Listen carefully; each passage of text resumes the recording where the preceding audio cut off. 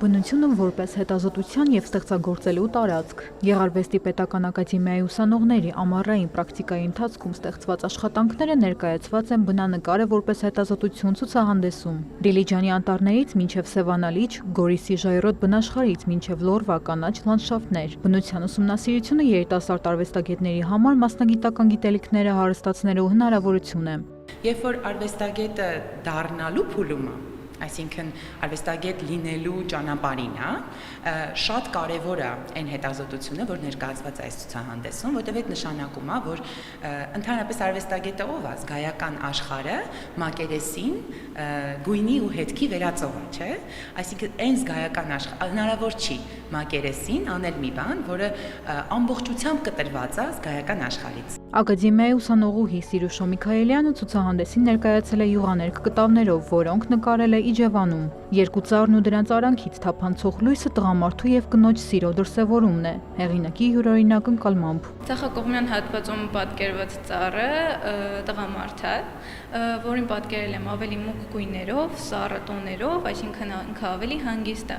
Աջ հատվածում պատկերված ծառը կին է կամ աղջիկ, որի բնավորությունը շատ պարզ է, մաքուր է, վառ է։ Վահե Բելլույանը ծառերի շարք է ստեղծել, ասում է կտավները ծնվել են բնության մեջ մենակ մնալու օրերին, երբ դիմացը թուղթն էր ու սեփական մտքերը։ Չեմ վերցրել ծառերի վերևի հատվածը, այլ վերցրել եմ արմատները, որտեղ նրանք հպված են գետնի հետ ու խորության մեջ